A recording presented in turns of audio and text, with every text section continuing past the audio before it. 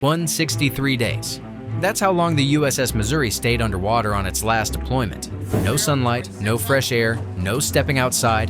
135 sailors sharing just 94 beds, 3-minute showers, one exercise bike for the entire crew. And here's what nobody tells you. Some of these submarines operate on an 18-hour day, not 24. Your body never adjusts. You lose track of time. You forget what day it is. This is the reality our submarine sailors face, and most Americans have no idea what they sacrifice beneath the waves.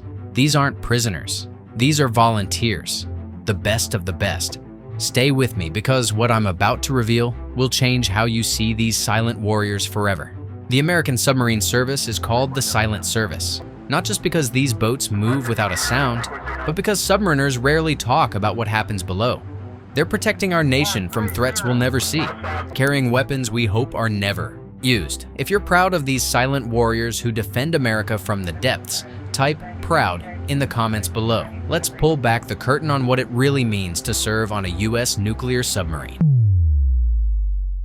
The isolation nobody talks about. When a ballistic missile submarine leaves port, the crew knows they're facing 60 to 80 days underwater, no exceptions. Fast attack submarines, 6 months at sea. The USS Missouri spent 163 out of 181 days submerged on its recent deployment, more than 5 months underwater. You might see the sun through the periscope if you're lucky. That's it. Most sailors go their entire patrol without seeing daylight. Night and day stop meaning anything. The lights stay the same. The temperature stays the same. There's no stepping outside for fresh air, no looking at the horizon, no feeling the wind. You're in a steel tube, and the closest you get to the surface is knowing it's somewhere up there. One former submarine officer described spending over 100 consecutive days in an environment with no natural light and complete isolation from the outside world. He compared it to living in a cave for months. The space problem that shocks everyone. The Virginia-class submarine is 337 feet long. Sounds big, right? But a third of that space is the nuclear reactor and propulsion system. The rest is for 135 sailors to live, work, sleep, and operate. Here's the shocking part. They don't have enough beds. On the Missouri, there are 94 bunks for 135 crew members, so they hot rack. That means you share your bed with another sailor. When he finishes his shift and gets up, you climb into a bunk that's still warm from his body heat. Your personal space? A curtain for privacy. A small locker about the size of a shoebox. That's everything you own for months. The officer's dining room doubles as an operating theater during medical emergencies. The torpedo room becomes a gym and sometimes extra sleeping quarters. Every square inch serves multiple purposes because there's simply no room for anything that only does one job. But here's what's important. These sailors volunteer for this assignment. They want to be here. The screening process is incredibly intense. Physical tests, mental evaluations, psychological assessments. They're looking for people who can handle stress, make decisions under pressure, and live in close quarters without losing their cool. The Navy knows what it's asking. That's why submariners get submarine duty incentive pay on top of their regular salary. Research shows that submariners have significantly lower mental health hospitalization rates than sailors on surface ships. Why? Because the selection process filters out people who can't handle the unique stresses. The sleep schedule that breaks your body. Now, we're getting into something that sounds impossible. Some US submarines still operate on an 18-hour day, not 24 hours like the rest of humanity. 18. The Navy switched to 6 hours on watch, 12 hours off. 6 times 3 equals 18. Mathematically, it made sense, but here's the problem. Your body runs on a circadian rhythm that's approximately 24 hours. It's built into your DNA. When you force your body onto an 18-hour schedule, things break down.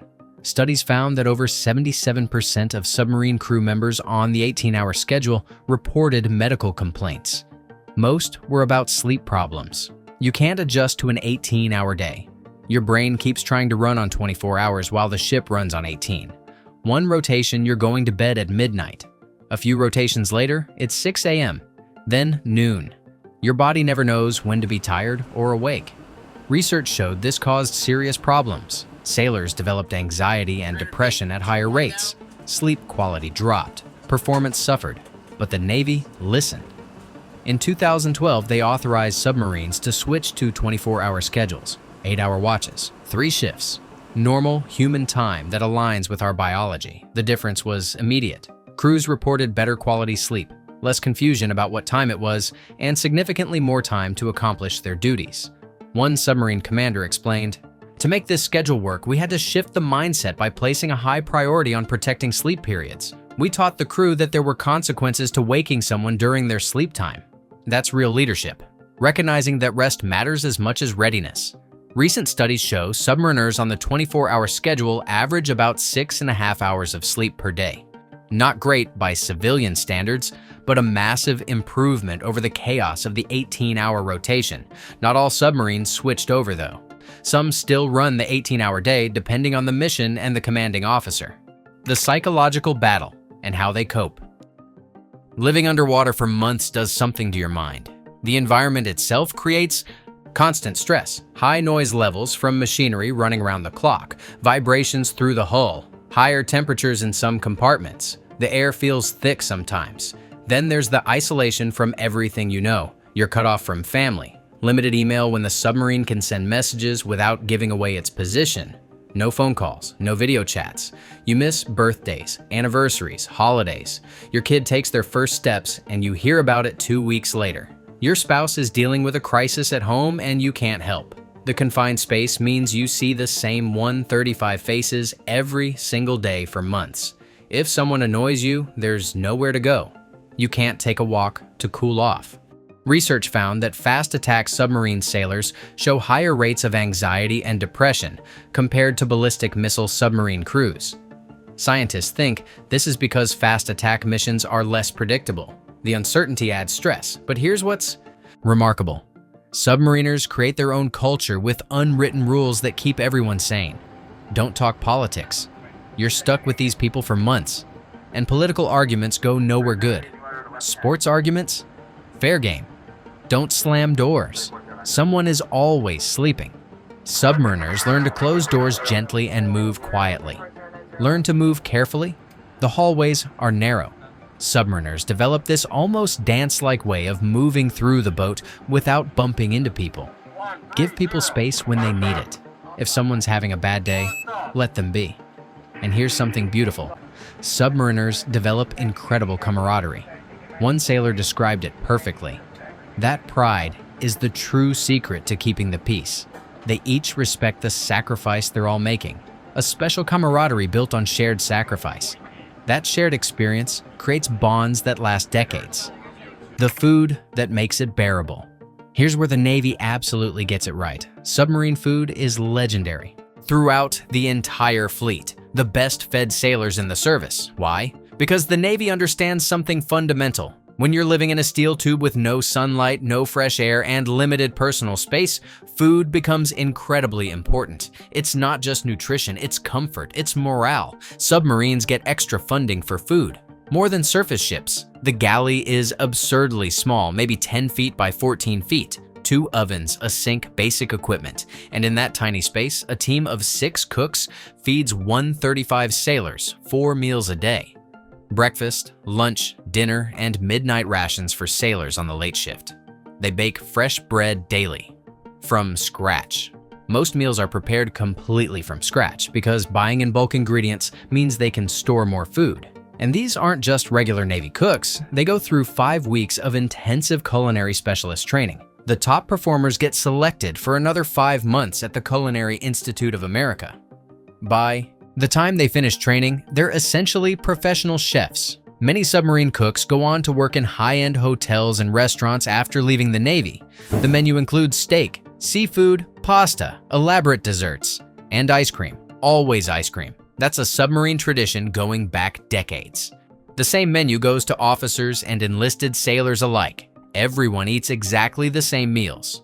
For the first week of deployment, you get fresh milk and produce. After that, it's powdered milk and canned vegetables, but the cooks make it work. Meals become the high point of many sailors' days.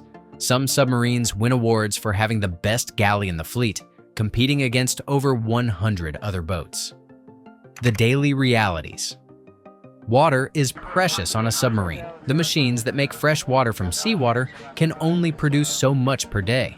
So water faucets are designed to shut off after a few seconds. Shower time comes with unwritten rules.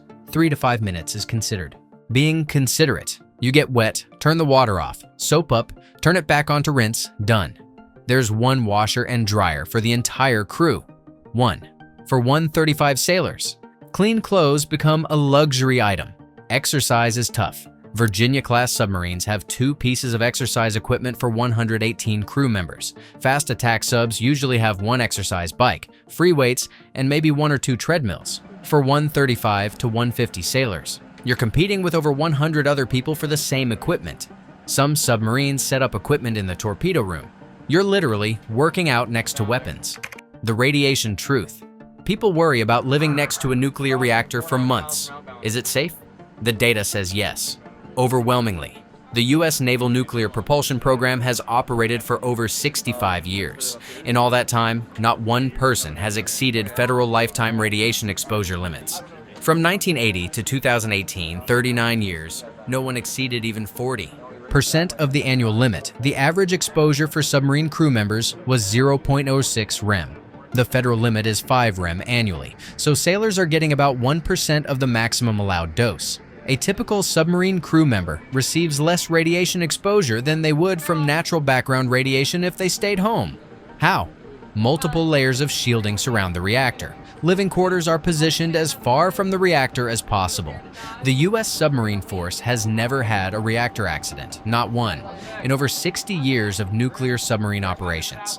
Compare that to the early Soviet submarine program, which had multiple reactor accidents resulting in fatalities. The difference comes down to engineering, training, and an absolute commitment to safety.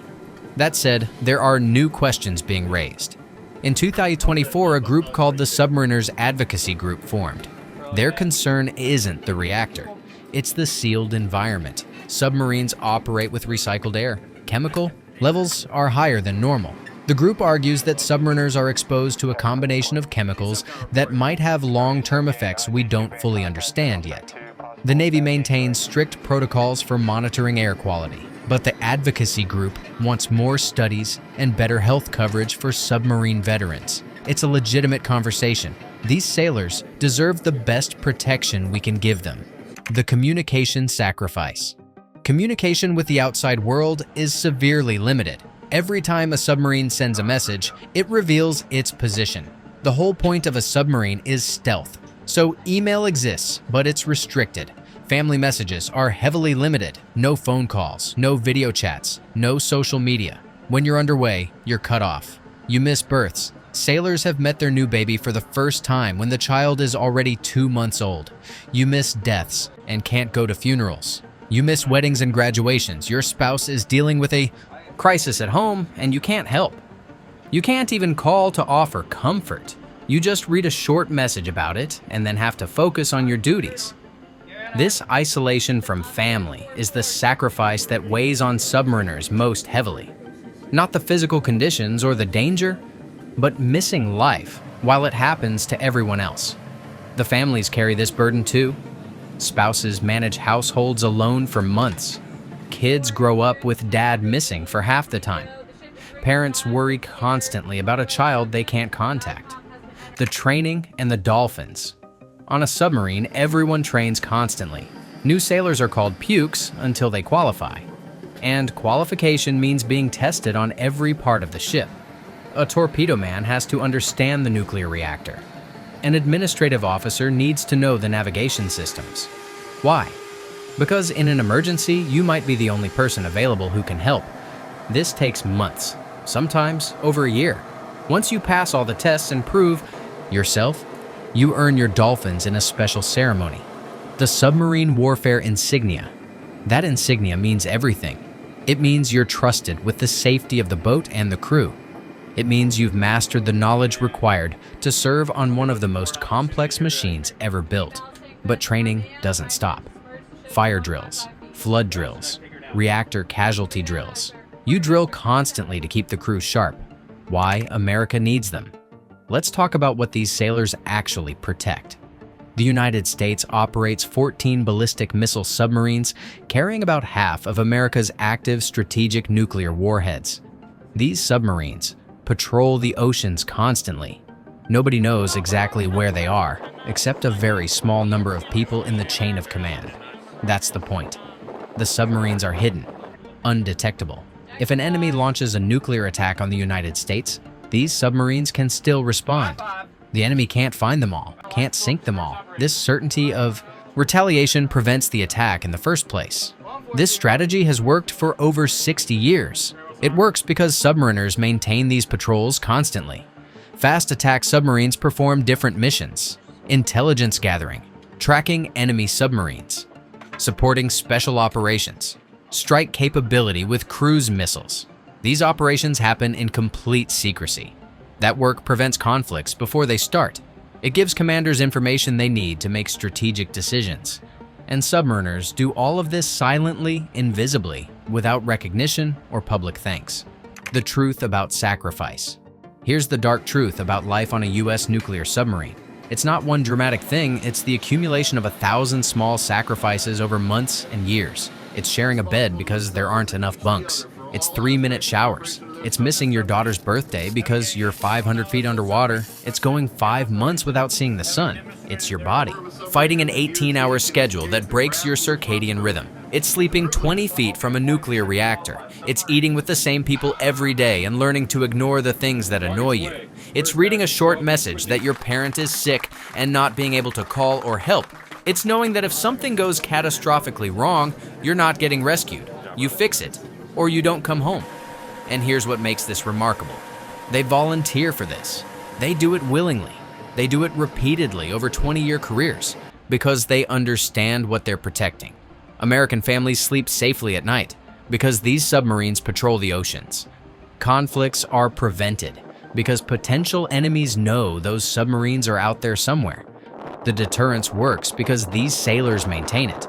The nation stays safe because they endure what most people couldn't handle for a week, let alone months and years. These aren't superheroes from a movie. They're regular Americans who chose extraordinary service. They're your neighbor's kid who joined the Navy, the guy who sat behind you in high school. They're human beings who decided that defending this nation was worth sacrificing sunlight, personal space, fresh air, time with family, sleep, and years of their lives. Conclusion. The U.S. Submarine Force represents the absolute peak of naval engineering and the dedication of sailors who operate these incredible vessels. These aren't perfect people. They're not superheroes. They're Americans who chose to serve in one of the most demanding assignments the military offers. They give up sunlight, space, privacy, fresh air, communication with home, and months of their lives. They do it repeatedly. They do it for 20-year careers, and most Americans will never know their names or what they did or where they went. That's the silent service. Silent because the boats run quiet. Silent because the missions stay classified. Silent because the sailors don't talk about what they endure. But maybe it's time we weren't so silent about what they sacrifice for us. These sailors earn every bit of respect we can give them. They've proven themselves through the most demanding selection process. They've earned their dolphins through months of intense qualification. They've stood watch in the depths protecting our nation while we went about our daily lives never thinking about them. If this opened your eyes to what submarine sailors really go through, hit that like button and subscribe for more stories about the men and women who serve. And if you know a submariner, active or veteran, thank them. Tell them you appreciate what they've done. These silent warriors defending America from the depths deserve our recognition, our gratitude, and our support.